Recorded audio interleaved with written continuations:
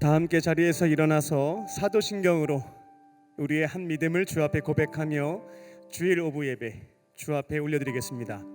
전능하사 천지를 만드신 하나님 아버지를 내가 믿사오며 그 외아들 우리 주 예수 그리스도를 믿사오니 이는 성령으로 잉태하사 동정녀 마리아에게 나시고 본디오 빌라도에게 고난을 받으사 십자가에 못 박혀 죽으시고 장사한 지 사흘 만에 죽은 자 가운데서 다시 살아나시며 하늘에 오르사 전능하신 하나님 우편에 앉아 계시다가 저희로서 산자와 죽은 자를 심판하러 오시리라. 성령을 믿사오며 거룩한 공예와 성도가 서로 교통하는 것과 죄를 사하여 주시는 것과 몸이 다시 사는 것과 영원히 사는 것을 믿사옵나이다. 아멘.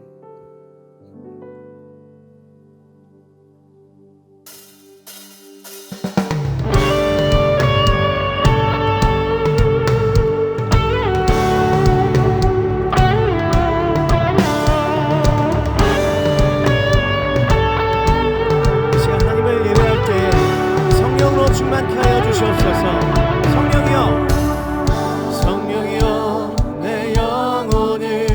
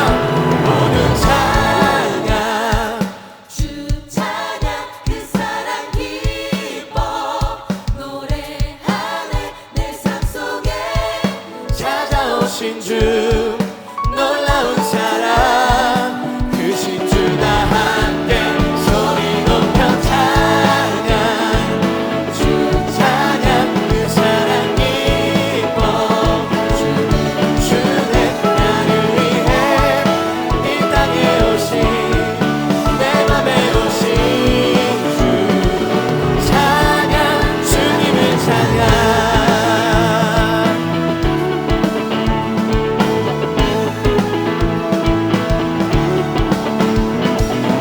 너무 사랑하셔서 날 위해 때린 친히 오신 그 예수 그리스도의 이름을 거룩함을 찬양합니다. 놀라우심의 사랑을 찬양합니다. 할렐루야. 주의 높임 받아 주시옵소서. 아멘.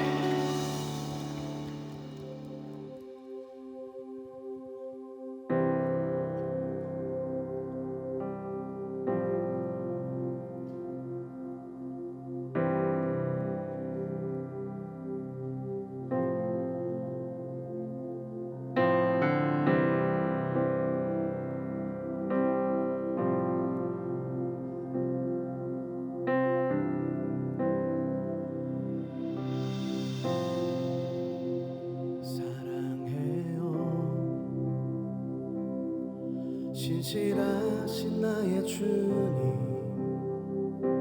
나의 삶 주님 안에 있네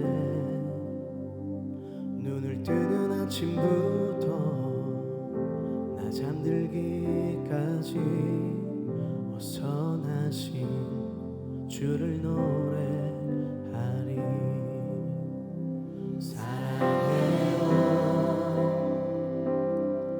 신실하신 나의 주님 나의 삶 주님 안에 있네 눈을 뜨는 아침부터 나 잠들기까지 선하신 주를 노래하리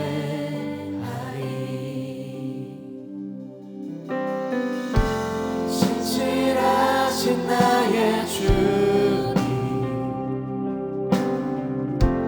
나의 삶을 인도하셨네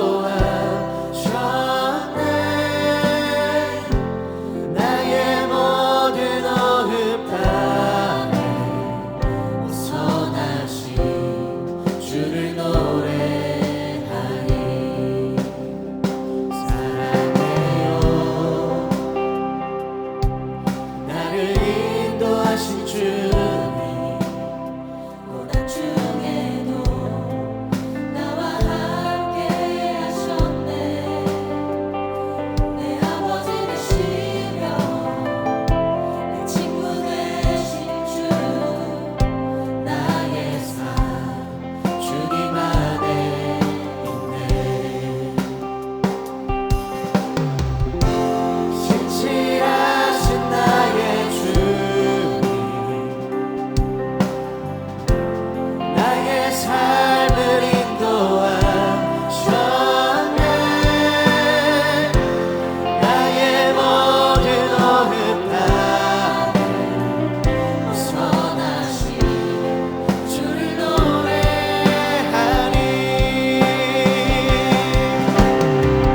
주님의 선하심이 날 인도하시네 주님의 선하심이 날 지켜주시네 주께 엎드려 나의 모든 삶 주님께 드리네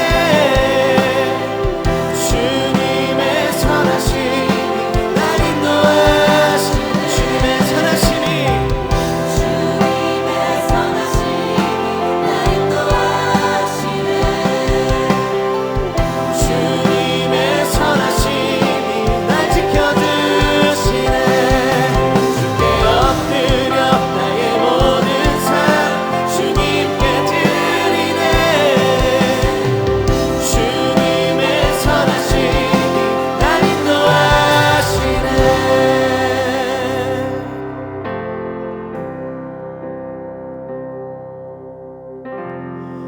신실하신 나의 주님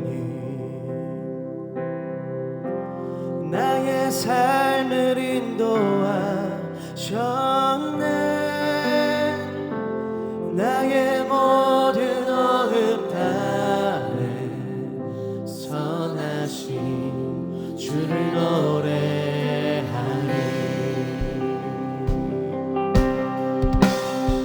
신실하신 주님께 고백합니다. 신실하신 나의 주, 나의 삶을 인도하셨네. 나의 모든 어음 다해 선하신 주를 노래하리. 주님의 선하심이 주님의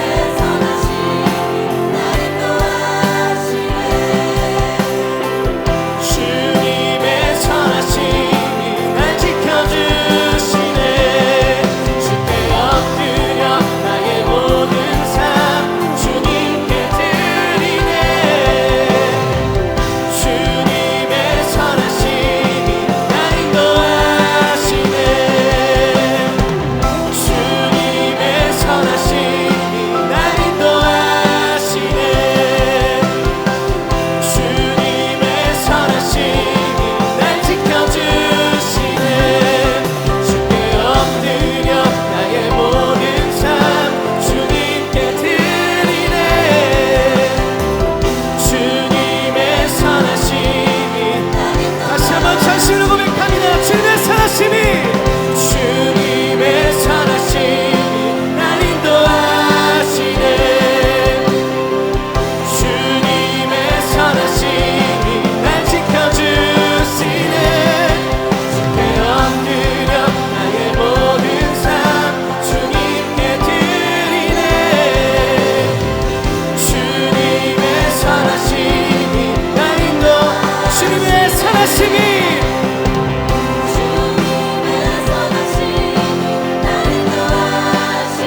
주님의 선하심이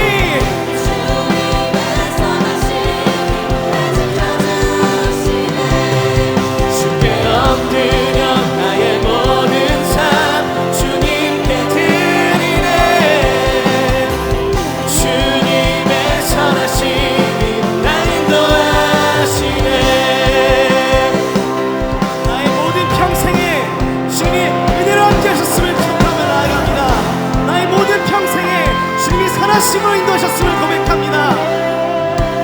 주님, 오늘 예배 가운데 하나님의 살아계심을 경험하는 예배 될 수 있게 하여 주시옵소서. 주님의 음성을 듣는 예배 될 수 있도록 주 함께 하여 주시옵소서. 이 시간 성령으로 함께 하여 주시옵소서. 우리 마음 다해 주님의 이름 부르며 기도 나아가겠습니다. 주여.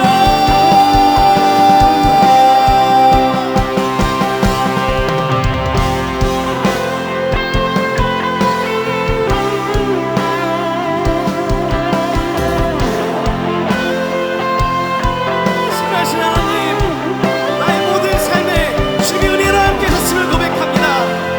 나의 모든 평생에 선하신 주님께서 나를 인도하셨음을 고백하며 나아갑니다. 주여, 나의 삶을 인도하여 주시옵시고 나의 마음을 열어주셔서 나의 모든 마음과 삶이 주님께 있게 하여 주시옵소서. 나는 주님께 속한 자임을 고백합니다. 나의 모든 삶이 주님께 속하였음을 고백하며 나아갑니다. 주여, 함께 하여 주셔서 하나님의 살아계심을 경험하는 예배 될 수 있도록 주여 이 시간 임재하여 주시옵소서. 우리가 주님의 음성을 듣게 하여 주시옵시고 그 음성대로 살아갈 수 있는 그 믿음과 지혜와 용기를 허락하여 주시옵소서. 우리가 주님을 바라봅니다. 주님께서 명하신 대로 살아갈 수 있는 용기와 믿음을 허락하여 주시옵소서. 우리가 믿음의 눈을 들어서 주님을 바라봅니다. 거룩하신 주님이여, 나의 삶 가운데 함께 하여 주시옵소서. 나의 삶을 인도하여 주시옵소서.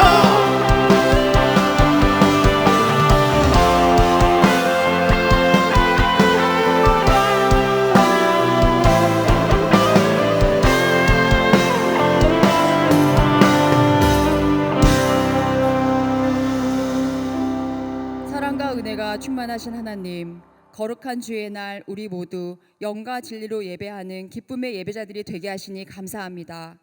이 시간 예배를 통해 하나님만을 바라보게 하시고 하나님을 만나는 감사와 은혜를 경험하게 하여 주시옵소서. 용서의 하나님, 한 주간의 삶 속에서 주님의 온전하신 뜻과 마음을 헤아리지 못했고 주님 뜻대로 살지 못했음을 고백합니다. 하나님 마음에 합한 믿음의 삶을 살아가고 세상의 불의와 타협함이 없으며 말씀과 기도로 변화된 나로 걸어가는 예수의 이름으로 승리하는 우리 모두가 되게 하여 주시옵소서. 온 세상의 주인 되신 하나님, 지금 전 세계가 분쟁과 전쟁으로 인해 고통을 당하고 있습니다. 하나님, 이 땅을 불쌍히 여겨 주시어 긍휼을 베풀어 주시옵소서.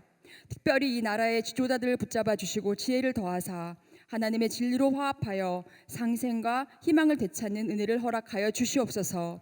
그리스도의 몸된 교회를 사랑하시는 하나님, 부욕해 하시는 예수의 생명을 열방에 즐거워하는 광림교회가 되게 하여 주심에 감사합니다. 이끄시는 담임 목사님의 신혼의 강건함을 지켜주시고 성령의 충만함을 주셔서 주의 복음을 전하는 사명을 감당하게 하여 주시옵소서. 광림교회 청년부를 이끄시는 하나님, 하나님의 말씀을 사모한 청년들이 이 자리에 모였습니다. 청년부 교구와 모든 사역팀에 말씀과 기도로 믿음이 충만하게 하시고 사랑과 섬김이 넘치는 은혜를 더하여 주시옵소서. 해외 100개 교회 건축으로 하나님 나라가 세워지는 비전을 이루게 하시고 사랑의 슈박스 캠페인을 통해 소외된 어린이들에게 따뜻한 하나님의 사랑을 전하고 선물하는 통로가 되게 하여 주시옵소서. 이 시간 예배를 위해 기도합니다. 말씀을 전하시는 목사님께 성령의 충만함을 부어주시고 귀한 생명의 말씀에 저희 모두 은혜의 시간이 되게 하여 주시옵소서. 오늘도 주님께 드리는 예배를 위해 봉사의 기쁨으로 수고하는 모든 손길들을 기억하여 주시며 우리의 소망 되시고 사랑 되시는 예수 그리스도 이름으로 기도합니다. 아멘. 하늘에 계신 우리 아버지여, 이름이 거룩히 여김을 받으시오며 나라에 임하옵시며 뜻이 하늘에서 이룬 것 같이 땅에서도 이루어지이다. 오늘날 우리에게 일용할 양식을 주옵시고 우리가 우리에게 죄 지은 자를 사하여 준 것 같이 우리의 죄를 사하여 주옵시고 우리를 시험에 들게 하지 마옵시고 다만 악에서 구하옵소서. 대개 나라와 권세와 영광이 아버지께 영원히 있사옵나이다. 아멘. 오늘 하나님께서 주신 말씀은 요한복음 1장 19절에서 28절까지 말씀입니다. 유대인들이 예루살렘에서 제사장들과 레위인들을 요한에게 보내어 내가 누구냐 물을 때에 요한의 증언이 이러하니라. 요한이 드러내어 말하고 숨기지 아니하니 드러내어 하는 말이 나는 그리스도가 아니라 한데 또 묻되 그러면 누구냐 내가 엘리야냐 이르되 나는 아니라 또 묻되 내가 그 선지자냐 대답하되 아니라 또 말하되 누구냐 우리를 보낸 이들에게 대답하게 하라. 너는 내게 대하여 무엇이라 하느냐 이르되 나는 선지자 이사야의 말과 같이 주의 길을 곱게 하라고 광야에서 외치는 자의 소리로라 하니라. 그들은 바리새인들이 보낸 자라. 또 물어 이르되 내가 만일 그리스도도 아니요 엘리야도 아니요 그 선지자도 아닐진데 어찌하여 세례를 베푸느냐. 요한이 대답하되 나는 물로 세례를 베풀거니와 너희 가운데 너희가 알지 못하는 한 사람이 섰으니 곧 내 뒤에 오시는 그이라. 나는 그의 신발끈을 풀기도 감당하지 못하겠노라 하더라. 이 일은 요한이 세례 베풀던 곳 요단강 건너편 베다니에서 일어난 일이니라. 아멘.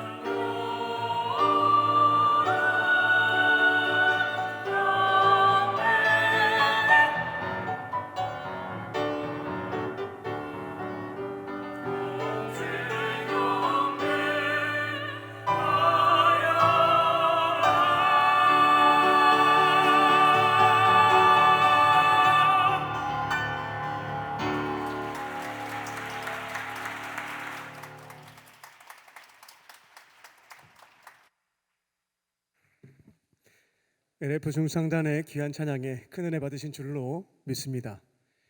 나중에 우리 남자 형제님들은 영상을 확인해 보시면 이렇게 소품은 너무나 아기자기한데 표정은 굉장히 근엄한 모습들을 보실 수가 있겠습니다. 이 모든 것도 하나님께서 기쁘게 받으신 줄로 믿습니다. 10대 청소년이었던 다니엘은 안타깝게도 나라가 망하는 경험을 하게 됩니다. 가장 충격적이었던 건 뭐였냐면 우리가 믿는 하나님이 우리 나라를 직접 통치하시고 지켜주시는 줄 믿었는데 어린 시절에 그게 아니구나라고 하는 것이 가장 큰 충격으로 다가왔을 것입니다. 하나님이 다스리시는 지상 천국 이스라엘이 바벨론이라고 하는 다른 신을 섬기는 나라에 의해서 무참히 깨어져 버렸다라는 것입니다. 그렇게 혼란한 마음 속에 바벨론으로 끌려가게 되었고 바벨론 제국의 정책에 따라 제국의 엘리트 교육을 받았던 것이 다니엘이었습니다. 바벨론은 다양한 식민지 국가의 왕족과 귀족의 자제들을 데려다가 엘리트 교육을 시켜서 자기 나라에 충성하는 인재로 만들어 버렸습니다. 다니엘은 그렇게 선발되어 교육을 받기 시작하는데 정체성에 너무나 큰 혼란이 오기 시작하는 겁니다. 다니엘이라는 이름 자체가 벨드사살로 바뀌게 됩니다. 마르둑을 숭배하는 사람으로 이름이 바뀌어버리게 되죠. 사용하는 언어도 바뀌었습니다. 교육도 다르고 문화, 환경, 종교까지 다 바뀌었습니다. 다니엘이 가장 바벨론에서 충격적이고 힘들었던 것은 무엇이었냐면 종교 문제였습니다. 지금까지 여호와 하나님 한 분만 믿고 따라왔었는데 바벨론에 가니까 하나님 믿는 사람들이 없습니다. 마르둑을 숭배하는 사람들이 다수였고 마르둑의 가르침에 따라서 살아가야 되는 것이 본인의 인생이었습니다. 이것을 지키지 않게 되면 피해나 불이익을 받을 수밖에 없는 여건이었던 거죠. 10대 청소년이었습니다. 다니엘은 30대가 아닙니다. 어린 시절에 바벨론에 끌려갔고 중요한 선택의 기로에 놓였던 것입니다. 나는 바벨론이라는 국가에 머무는 기간 동안 잠깐 눈 꾹 감고 그냥 잠시 마르둑 섬기는 척하고 가르치는 대로 따라가고 살 것인가, 아니면 나는 이곳에서도 지금까지 내가 믿고 따랐던 하나님에 대한 신앙을 지켜가며 하나님이 선물로 주신 율법을 준수할 것인가, 이게 굉장히 큰 고민이었고 갈등이었다는 겁니다. 10대 청소년이었던 다니엘은 용기 내어 믿음의 결정을 합니다. 내가 믿어왔던 하나님이 바벨론의 신 마르둑에 의해서 패배한 것처럼 보였지만, 실패한 신처럼 보였지만, 그래도 내가 지금까지 믿고 따라왔던 하나님, 그분을 붙잡기로 결정했습니다. 그렇게 되면 바벨론에 머무는 기간 동안 불이익과 손해와 피해를 입을 수가 있었는데, 만약 그와 같은 어려움이 있다 할지라도, 내가 죽게 된다 할지라도 나는 바벨론에서 하나님에 대한 믿음을 지켜가겠다라고 뜻을 정하게 됩니다. 그게 10대 후반이었고 그 믿음을 지켜간 것이 80대 후반입니다. 70년의 세월을 이국 땅에서 바벨론 제국과 페르시아 제국이 바뀌는 상황 속에서도 끝까지 준수했다라는 것입니다. 이처럼 다니엘이 하나님을 선택하기 시작했을 때 누가 일하기 시작할까요? 하나님을 선택했으니까 당연히 하나님께서 일하시는 거죠. 양다리 걸치는 자에게 하나님께서 일하실 필요가 없겠습니다. 한쪽 다리 걸치는 곳에서 필요한 것 얻으면 되니까요. 전적으로 하나님을 택했던 다니엘에게 하나님께서 일하시기 시작합니다. 그를 지켜주시고 보호해주시고 복주시죠. 주의 비전을 위해서 귀하게 쓰임받는 한 사람으로 삼아주신다라는 것입니다. 지금 이곳에 계신 저와 여러분은 2600년 전 사람입니다. 다니엘과 시간은 많이 흘렀지만 처한 현실은 크게 다르지 않는 저와 여러분들입니다.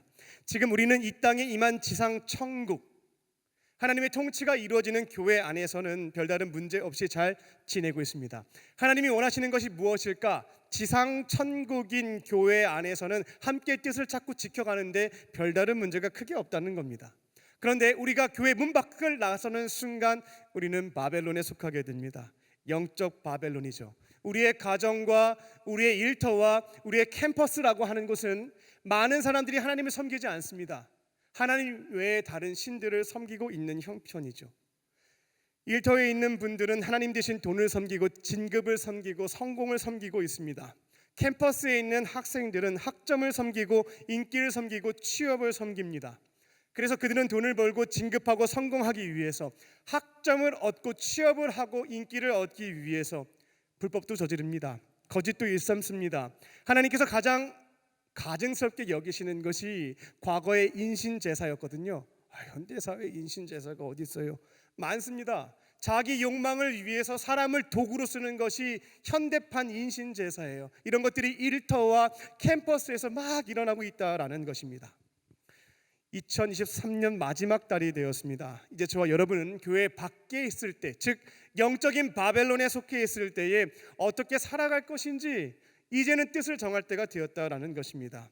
올해 한 달 남았는데요, 나는 교회 문 밖을 나가게 되었을 때 하나님을 믿고 따르는 사람이 거의 보이지 않는 영적 바벨론에서 어떠한 모습으로 살아갈 것인가, 이것을 결정하는 2023년의 마지막 달이라는 것입니다.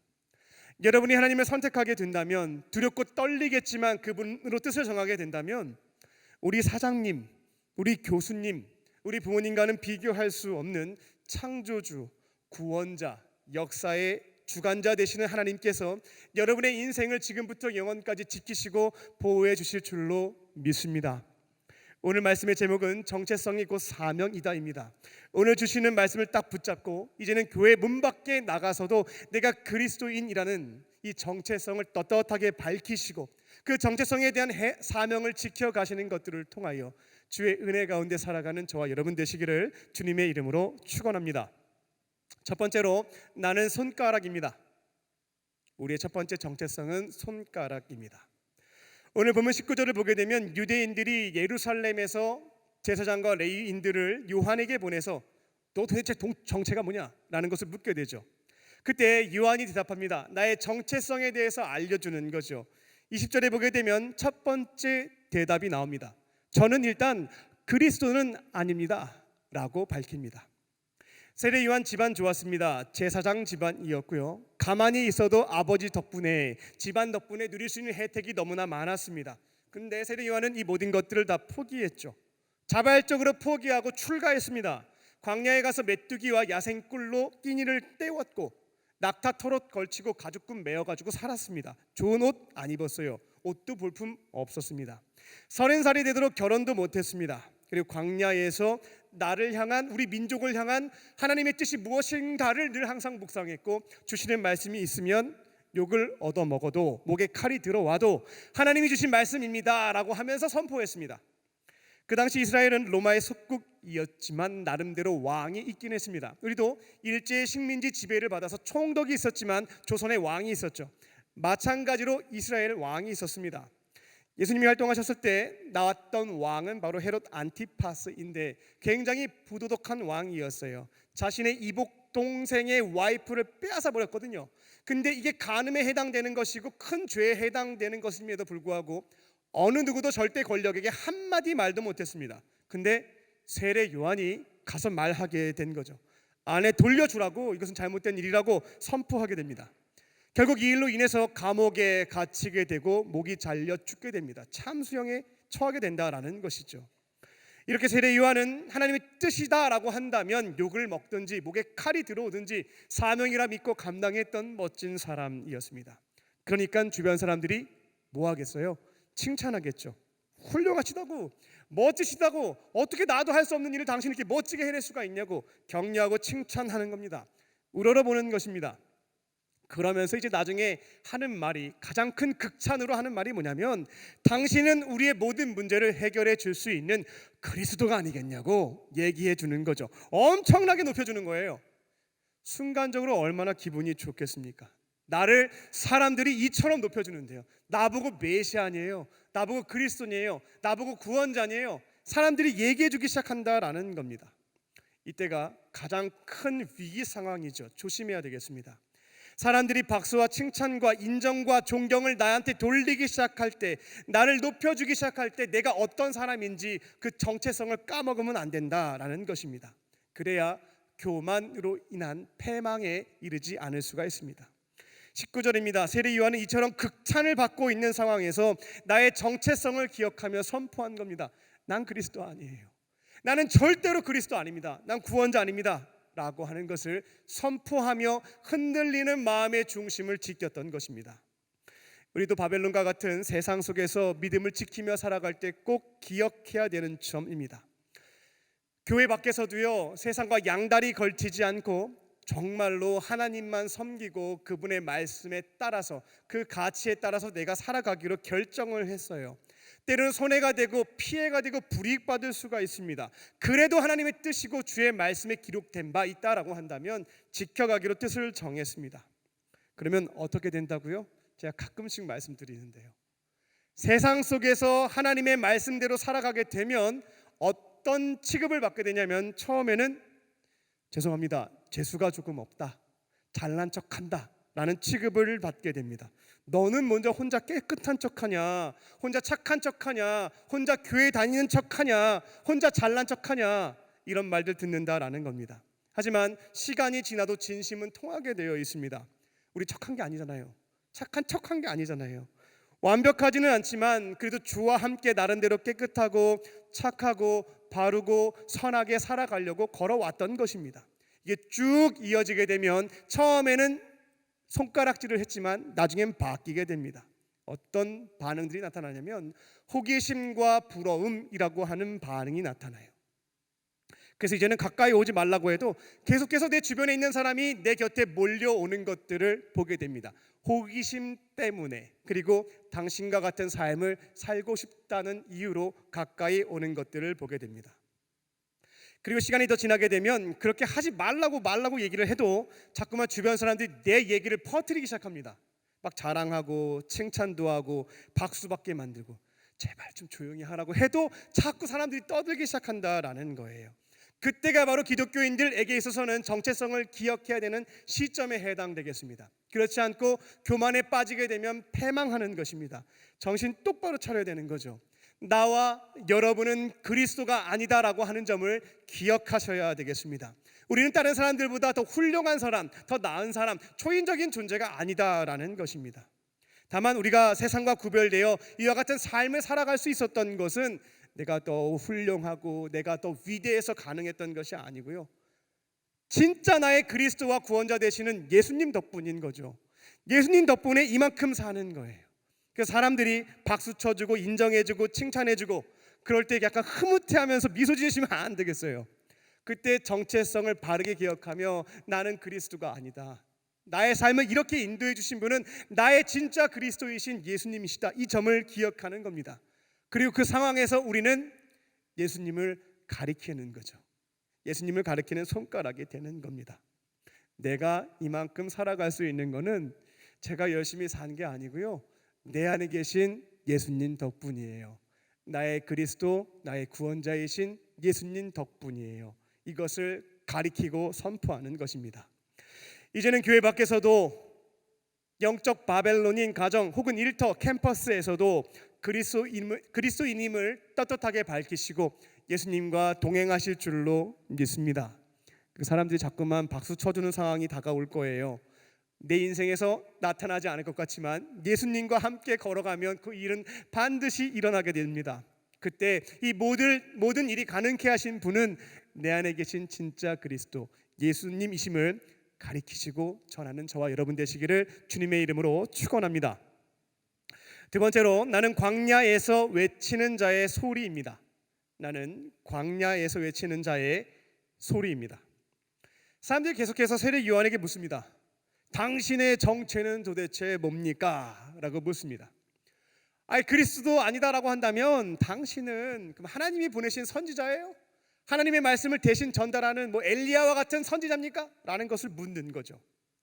세례 요한은 궁금해하는 자들에게 나는 어떠한 존재인지에 대해서 정확하게 밝힙니다. 23절 하반절을 보게 되면 나는 광야에서 외치는 자의 소리입니다 라고 나의 정체성에 대해 사람들에게 가르쳐 줍니다. 나는 광야에서 외치는 자의 소리이다, 이렇게 정체성을 규정합니다. 우리도 마찬가지예요. 세례 요한만 광야에서 외치는 소리가 아닙니다. 우리들도 교회 문 밖에 나가 있는 세상 속에서 가정, 일터, 캠퍼스에서 광야에서 외치는 소리, 이게 바로 우리의 정체성이자 사명인 줄로 믿습니다. 여기서 광야는 뭘까? 소리는 뭘까 궁금하실 거예요. 여기서 광야는 뭐냐면 아무것도 없는 것이 광야입니다. 사람도 없고 식물도 없고 물도 없습니다. 집도 없습니다. 그럼 광야에는 뭐만 있는가? 딱 두 가지 있습니다. 광야에 서 있는 내가 있고 내 곁에 계시는 예수님이 계십니다. 광야는 나와 예수님이 1대1로 만나는 자리입니다. 그럼 광야에서 무엇을 해야 되겠습니까? 나와 함께 하시는 예수님과 반강제적으로 시간을 보내는 겁니다. 광야에는 스마트폰도 없고 인터넷도 없습니다. 부모도 없고 친구도 없습니다. 게임도 없습니다. 동료도 없습니다. 오직 나와 예수님만이 있을 뿐이다라는 것이죠. 그렇게 광야라고 하는 것은 나와 예수님이 1대1로 친밀한 교제를 나누는 자리, 시간이라는 것입니다. 내 곁에 계신 예수님에게 이런저런 말을 시작하는 거죠. 나에게 발생된 문제에 대해서 이야기를 하게 되면 공감도 해주시고 위로도 주시고 지혜도 주시기도 합니다. 때로는 이 문제를 해결할 수 있는 동역자를 생각나게 하시기도 하고 필요한 도움과 은사를 주실 때도 있습니다. 때로는 초자연적으로 역사하셔서 만나와 메추라기를 주시든 구름 기둥과 불기둥을 주시든 홍해를 반으로 가르시든 초자연적인 역사에 개입도 하십니다. 그렇게 우리는 광야라고 하는 곳에서 예수님과 교제를 나누면서 은혜를 경험합니다. 그리고 광야에서 또 무엇을 할까요? 예수님의 말씀을 받습니다. 이스라엘 백성들이 광야에 있을 때 시내산에서 모세를 통해 하나님의 말씀을 받게 되죠. 십계명도 받고 율법도 받게 됩니다. 그래서 우리들도 광야에 머물게 되면 그 장소에서 예수님으로부터 필요한 말씀들을 공급받는 겁니다. 나와 함께 계시는 예수님과 성경을 쫙 읽어가게 되면 예수님의 말씀으로 가득 차 있는 성경을 그분과 함께 읽어가기 시작하면 오늘 나에게 필요한 말씀과 지켜가야 되는 것들을 채워주신다라는 겁니다. 그렇게 광야에서 나에게 주시는 말씀을 받는 것입니다. 우리가 가정에서 시간을 보내고 일터와 캠퍼스에서 시간을 보내게 되면 참 바쁘고 정신없고 시간도 없죠. 하지만 우리에게 가장 중요한 우선순위는 뭐냐면 내가 두 발을 딛고 있는 삶의 현장에서 광야를 만드는 겁니다. 광야를 찾는 것입니다. 예수님과 내가 1대1로 만날 수 있는 그 장소를 찾아야 되는 거예요. 그리고 그분과 교제를 나누기 시작할 때에 두 번째 정체성인 광야에서 외치는 자의 소리, 이 사명을 감당하게 될 줄로 믿습니다. 내가 광야에서요 예수님과 함께 있으면서 또 기도도 하고 또 말씀도 보기 시작하다 보니까 오늘 예수님이 나에게 주시는 레마의 말씀들이 있는 거죠. 내가 꼭 지켜야 되는 내게 주시는 말씀이 있는 겁니다. 근데 이것을 꼭 입으로 선포하라고 해요. 그럼 저희가 일터가 됐든 가정이 됐든 캠퍼스가 됐든 선포하는 겁니다. 광야에서 주신 말씀을 전달하고 선포하는 것, 이게 광야에서 외치는 자의 소리, 정체성이자 사명이라는 겁니다. 때로는 주신 말씀이 입으로 선포하는 것이 아니라 우리의 삶으로 보여주래요. 삶으로 외치래요. 라고 하면 그 삶을 지키는 것을 통해 세상 사람들에게 외치고 보여주는 것입니다. 이게 바로 우리의 두 번째 정체성에 해당되는 광야에서 외치는 자의 소리입니다. 오늘부터 이제 집에 돌아가시면 가정과 일터와 캠퍼스에서 예수님과 1대1로 만날 수 있는 장소 광야부터 찾으실 줄로 믿습니다. 그리고 기도와 말씀, 성경을 읽는 것들을 통해 친밀한 교제를 나누시고 오늘 내게 주시는 레마의 말씀이 있다면 때로는 입술로 선포도 하시고 때로는 삶으로 보여주셔서 광야에 외치는 자의 소리로 살아가는 저와 여러분 되시기를 주님의 이름으로 축원합니다. 끝으로 나는 몽학 선생입니다. 나는 몽학 선생입니다. 세례요한은 계속해서 자신을 이렇게 정의합니다. 26절을 보게 되면 나는 물로 세례를 베푸는 사람에 불과합니다 라고 얘기를 하죠. 나는 그냥 물로 세례만 베풀 뿐이에요 라고 소개합니다. 세례요한이 활동할 때 가장 많이 했던 설교의 주제는 뭐냐면 회개하세요, 심판이 얼마 안 남았습니다 라고 하는 것이었습니다. 그러니까 사람들이 이 말을 듣고 뭐라는 거야, 한 귀로 듣고 한 귀로 흘리는 사람이 있었고 하나님이 세례 요한에게 굉장히 심각한 말씀을 주셨네. 곧 있으면 메시아가 와서 우리의 죄를 심판할지 모르니까 죄를 회개해야 되겠다, 이런 마음으로 세례 요한에게 찾아온 사람들이 있었습니다. 묻는 거죠. 어떻게 하면 그 임박한 심판을 피할 수가 있죠? 어떻게 하면 이 죄를 용서받을 수 있죠? 라는 것을 물었습니다. 그럼 세례 요한이 당신의 죄를 회개하라고 가르쳐 주었고 그들은 세례 요한 앞에서 내가 지었던 죄를 자백했습니다. 이런 자들에게 세례 요한이 앞으로는 저기 죄 짓지 말고 깨끗하게 살아요 라는 의미에서 요단강가에서 물 세례를 베풀었습니다. 물에 이렇게 담갔다가 뺀 거예요. 그러니까 죄 다 씻겨졌고 이제 죽었다가 다시 살아났으니까 깨끗하게 살라고, 새 사람으로 살라고 물 세례를 주었다라는 겁니다. 우리가 교도소에서 출소하게 되면 뭐 경험은 없겠지만 영화에서 보셨을 거예요.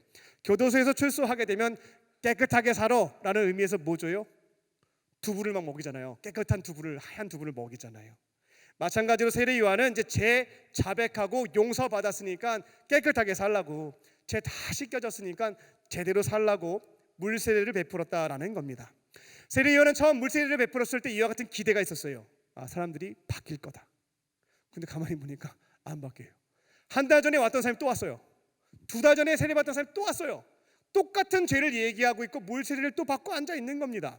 그리고 시장에 나가 보니까 세례받았던 사람들이 자신의 죄목을 다시 한번 또다시 반복해서 저지르고 있는 것들을 목격하게 되는 거죠. 나중에 세례 요한이 화냅니다. 당신들 물세례 받았으면, 회개했으면 제발 회개에 합당한 삶의 열매를 맺어야 된다고 막 소리치거든요. 근데 안 바뀌어요. 안 바뀝니다. 아무도 안 바뀌어요. 나중에 깨닫게 된 겁니다. 물세례라고 하는 것으로는 사람을 바꿀 수가 없구나. 나는 사람을 바꿀 수 있는 존재가 아니구나 라고 하는 것을 깨달았던 겁니다. 그런데 그들의 인생을 전격적으로 바꿔주실 수 있는 분이 나타나신 거예요. 죄인이었던 인간을 의인으로 신분을 바꿔주고, 실제 죄인들의 죄를 씻어주고, 죄인이었던 사람을 의인답게 만들어주는, 살아갈 수 있도록 만들어주는 분이 나타난 거죠. 그게 바로 누구냐면 내 뒤에 오시는 분 예수님이었던 겁니다. 그래서 27절을 보게 되면 세례 요한이 사람들에게 이렇게 말한 거예요. 내 뒤에 오시는 분은 너무나 위대한 분이셔서 사람을 바꾸시잖아요. 나는 그분의 신발끈 푸는 것도 감당하지 못하는 아주 하찮은 존재에 불과하다라고 소개하는 모습을 볼 수 있게 됩니다. 나는 죄에 대해서 소개하고 알려주는 역할밖에 하지는 못하지만 이후에 오시는 예수님은 그들을 죄인에서부터 의인으로 실제로 바꿔주실 수 있는 분이다라고 하는 것을 선포했던 겁니다. 이게 바로 우리가 지켜가야 되는 세 번째 정체성, 몽학 선생입니다. 우리가 가정과 교회 일터에서 사람들 바꿔보려고, 동료 바꿔보려고, 부모님 바꿔보려고, 동생들 바꿔보려고, 친구들 바꿔보려고 얼마나 많은 노력들을 합니까? 그럼 일정 부분 반응하는 게 있는 게 사실입니다. 하지만 가장 바뀌어야 되는 중요한 부분은 전혀 달라지지가 않는 것들을 보게 됩니다. 끝까지 바뀌지 않는 지점이 있다라는 것이죠. 무슨 수를 쓰더라도 안 돼요. 바뀐 척은 할 수 있겠지만 바뀌지 않는다라는 겁니다. 이 점을 우리도 빨리 깨달아야 되겠어요. 우리 또한 물로 세례를 베푸는 자에 불과하다는 거죠. 그러니까 우리는 죄에 대해서 알려주고 죄 짓지 말고 사세요라고 말해주는 역할까지가 우리가 할 수 있는 능력의 한계인 거지, 우리가 어떠한 노력을 한다 할지라도 사람을 죄인에서부터 의인으로 바꿀 수는 없다. 이걸 빨리 인정해야 된다라는 것이죠. 그리고 그들한테 늘 정보를 줘야 되는 겁니다. 뭐가 죄인지도 알려주고, 이렇게 죄 짓고 살고 죽게 되면 심판받고 지옥 간다는 것도 알려줘야 되고, 우리의 인생은 죄 짓지 않고 사랑하며 사는 것임도 알려줘야 되는 것이고, 이런 정보를 계속 주는 거예요. 그리고 이처럼 죄인인 당신에게 제사함도 주고, 죄인의 신분을 의인으로 바꿔주고, 의인다운 삶을, 사랑을 실천할 수 있는 인생으로 바꿔주시는 분이 계시는데 난 안 되는데 당신이 예수님 만나면 바뀔 수 있다 라고 하는 것을 알려주는 거예요. 이게 바로 그리스도인의 세 번째 정체성, 몽학 선생에 해당되는 내용입니다. 이런 비슷한 역할을 했던 사람을 헬라 시대에 뭐라고 했냐면 파이다고고스라고 했어요. 파이다고고스. 근데 이거를 한국말 성경에서 어떻게 번역했냐면 몽학 선생이라고 했습니다. 파이다고고스는 뭐 하는 사람이냐면 일단 신분은 종이에요. 노예예요. 하는 역할은 뭐냐면 주인님의 자제분들을 성인이 될 때까지 학교에 가게 되면 지켜주고 보호해서 안전하게 학교로 데려다주는 사람이 바로 이 몽학 선생 파이다고고스였습니다. 지금 우리가 두 발을 딛고 있는 가정과 일터와 캠퍼스에서는 창조주 하나님께서 자기 형상대로 지으신, 하나님이 너무나 애틋하게 여기시는 그분의 자녀들이 너무나 많습니다. 근데 문제는 그들이 진짜 부모가 누군지 잘 몰라요. 그리고 집 밖에 나가서 들어올 생각도 안 합니다. 그러니까 자기 마음대로 살겠대요. 아무리 떠들어도 자기는 죄만 짓고 살겠다라고 합니다.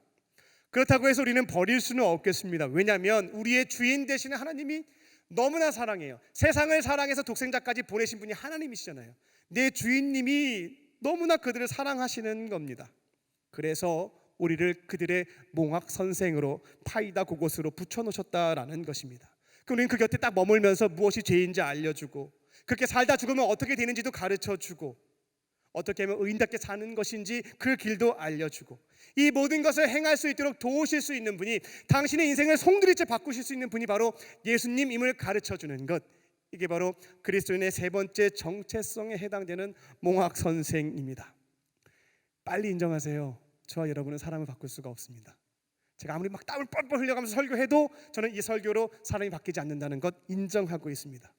안 되는 일에 너무 힘 빼지 마세요. 우리가 해야 되는 역할은 몽학 선생입니다. 그들을 죄에서부터 최대한 보호하고, 가장 중요한 것은 그들의 인생을 죄인에서부터 의인으로 송두리째 바꿔주시는 예수님, 그분께로 안전하게 안내하는 것, 이게 우리의 역할, 사명인 줄로 믿습니다. 이 세 가지 그리스도인의 정체성과 사명을 기억하시고 영적인 바벨론에서도 주어진 정체성과 사명을 지켜가는 저와 여러분 되시기를 주님의 이름으로 축원합니다. 기도하겠습니다. 살아계신 아버지 하나님, 오늘 저희들에게 주신 말씀처럼 세상에 나아갔을 때에 내가 누구인지 잊지 않게 하여 주시고 주어진 정체성에 따라 맡겨주신 사명 위에 헌신하는 우리의 삶이 될 수 있도록 주께서 기억하여 주시고 인도하여 주시옵소서.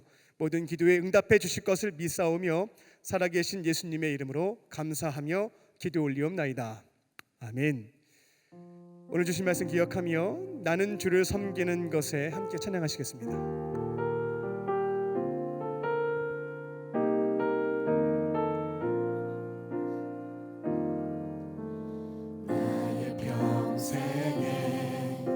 가장 복된 일은 내가 예수님을 만난 것이라. 나의 평생에 가장 잘한 일은 내가 예수님을 주로 섬긴 것이라. 이 세상 살 동안 이 세상 살 동안 내가 걷는 길이 때론 험하여서 넘어질 때도 주의 강한 손이 나를 붙드시니 나는 예수님만 주로 섬기며 주를 섬기는 것에 후회가 없습니다. 내가 걸어온 모든 시간 다 주의 은혜니 내가 걸어갈 모든 날도 주만 섬기며 살리. 오직 예수 이름 부르며 살아가리라. 이 시간 각자에게 주신 말씀 붙잡고 기도하도록 하겠습니다. 우리 세 가지 정체성에 대한 말씀이 선포가 되었는데요, 성령께서 내게 감동을 주신 또 도전케 하시는 그 말씀 붙잡고 기도하시면 되겠습니다. 이 시간 다 함께 주여 한번 부르짖고 내게 주신 말씀을 붙잡고 우리 결단의 마음을 담아 주 앞에 통성으로 주 앞에 기도하겠습니다. 주여. 살아계신 아버지 하나님, 저도 하나님께서 맡겨주신 그 사명, 나의 정체성 잊지 않게 하여 주시옵소서. 나의 많은 사람들을 예수님께로 인도할 수 있는 몽학 선생 되기를 원합니다. 저는 그리스도도 아니고 위대한 사람도 아닙니다. 주님께서 불러주셨고 맡겨주신 그 사명에 따라 많은 자들을 그들이 진짜 구원자 되시는 예수님께로 인도하는 몽학 선생에 불과하다라고 하는 것을 잊지 않게 하여 주시옵소서. 저 삶의 자리에서 주와 함께 걸어갈 때에 때로는 많은 자들에게 박수를 받을 때가 있다면 하나님 잊지 않게 하여 주시고 이 일을 행하시고 인도하여 주신 예수님께 모든 감사와 영광을 돌리게 하여 주시고 이 모든 일들이 예수님 덕분임을 정직하게 고백할 수 있는 예수님을 가리키는 손가락으로 살아갈 수 있게 하여 주시옵소서. 저도 일터에서 또 가정에서 주님을 만날 수 있는 광야를 먼저 찾게 하여 주시고 예수님과 일대일로 충분한 기준 하는 시간을 갖게 하여 주셔서 그 자리에 주신 말씀들을 전할 수 있는 광야에 외치는 자의 소리로서 살아갈 수 있는 목적이 되실 수 있도록 성령사하여 주시옵소서.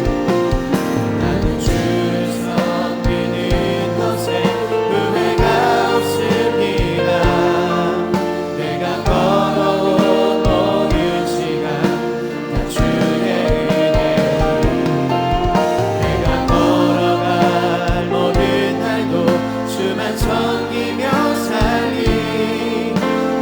예수 이름 부르며 살아가리라. 살아계신 아버지 하나님, 오늘 말씀을 통하여 우리의 정체성에 대해서 말씀하여 주셨사오니 교회 문 밖에 나가는 영적 바벨론에서 생활한다 할지라도 성령께서 기억하게 하시는 그 정체성 붙잡게 하여 주시고, 주어진 사명들을 지켜갈 때에 이 땅에서 주어진 시간, 하나님께서 우리에게 부탁하신 일들을 멋지게 감당하고 돌아갈 수 있는 우리 모두가 되게 하여 주시옵소서. 마음은 원이로되 육신이 연약하여 지키지 못하는 날들 많습니다. 그때마다 겸손하게 성령님께 인정하고 의지할 때에 필요한 능력 허락하여 주사 그 자리에서 주어진 사명과 역할들 온전히 이루어갈 수 있는, 삶에서 실패하지 않고 승리하는 우리 모두가 되게 하여 주시옵소서. 그렇게 하실 줄 믿고 감사드리오며 예수님의 이름으로 기도합니다. 아멘. 우리에게 말씀을 주신 주님께 감사의 박수 올려드리겠습니다.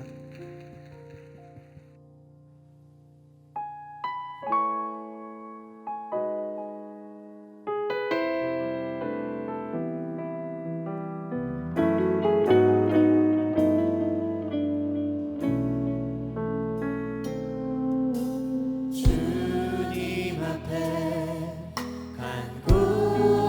간구했었던 한 가지, 그것을 구하리니 내 일생 주전에 거하게 하소서.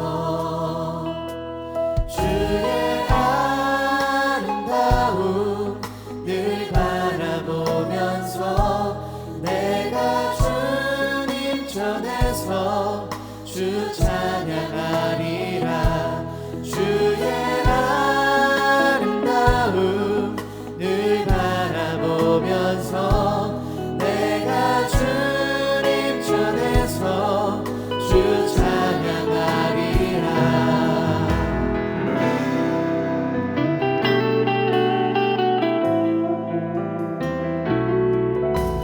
주님 앞에 간구했었던 한 가지,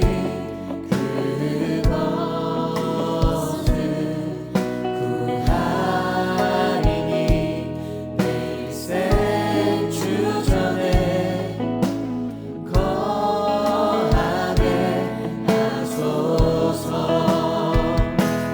주의 아름다움 늘 바라보면서 내가 주님 전에서 주 찬양하리라.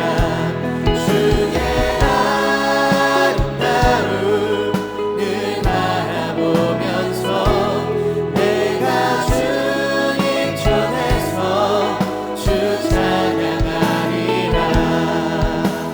우리 다 함께 자리에서 나가겠습니다. 주의 아름다움, 주의 아름다움 나 찬양하리. 할렐루야.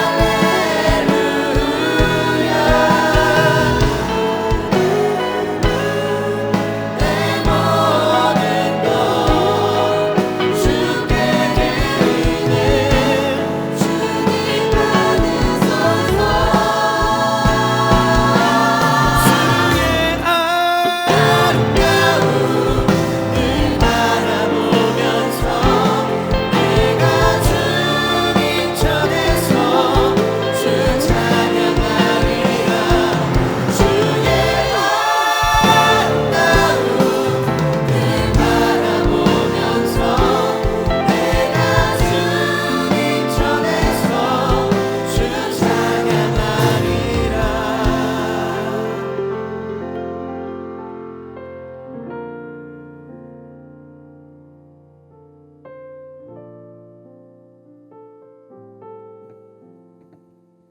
살아계신 하나님, 이 시간 삼위일체 하나님께서 우리에게 주신 놀라운 사랑과 은혜에 감사하며 우리에게 있는 향유 옥합과 두렙돈을 가져와 주 앞에 올려드립니다. 주님 기쁘게 받아주시고 주의 영광과 그의 나라 위하여 사용하여 주시옵소서. 예물이 쓰여질 때마다 따뜻한 예수님의 사랑이 증거될 수 있게 하여 주사 절망 속에 있는 자들이 예수님의 따뜻한 사랑을 경험케 하여 주시고 이제는 주님의 품에 돌아와 구원도 얻게 하여 주시고 삶의 희망과 소망도 얻게 하여 주시옵소서. 예물 드린 자들을 기억하여 주사 넉넉함으로 채워주시고 하나님의 교회와 어려운 이웃을 위하여 섬기는 축복의 통로로 쓰임받게 하여 주시옵소서. 드리지 못한 자들의 마음 위로하여 주사 삶을 통하여 주 앞에 기쁨의 예물 드리게 하여 주시옵소서. 이 시간 몸과 마음과 영혼의 질병이 있는 자들을 위하여 중보합니다. 은과 금은 내게 없으나 내게 있는 것 내게 주노니 곧 나사렛 예수의 이름으로 모든 질병은 떠나갈지어다.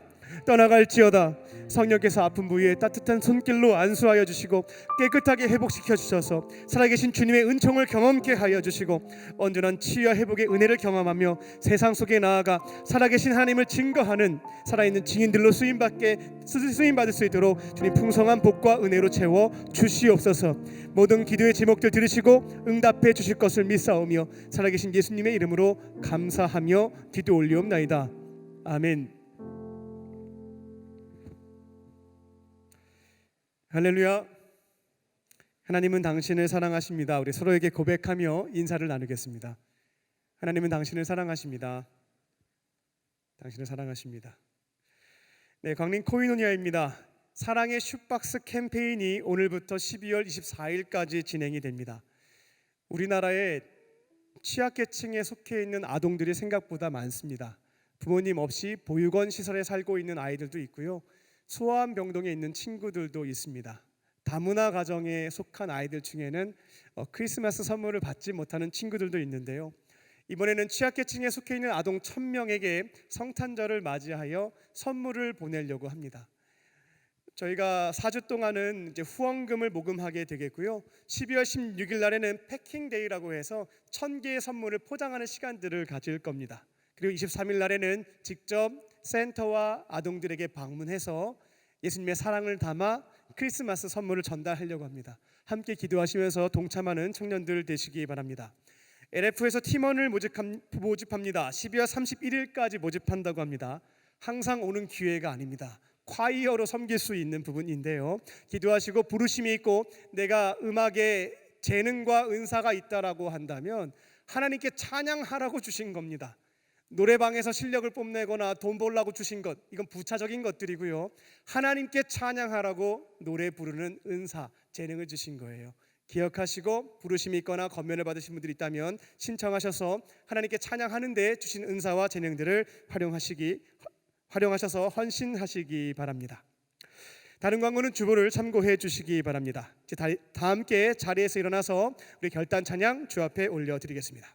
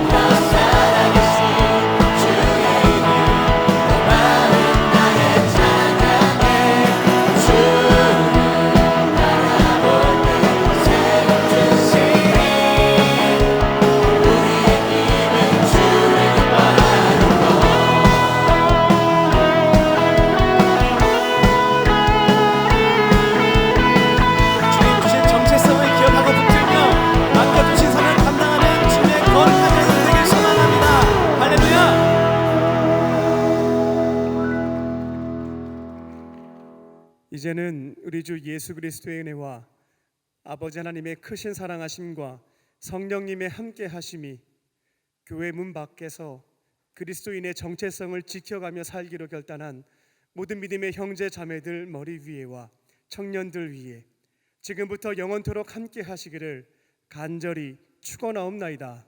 아멘.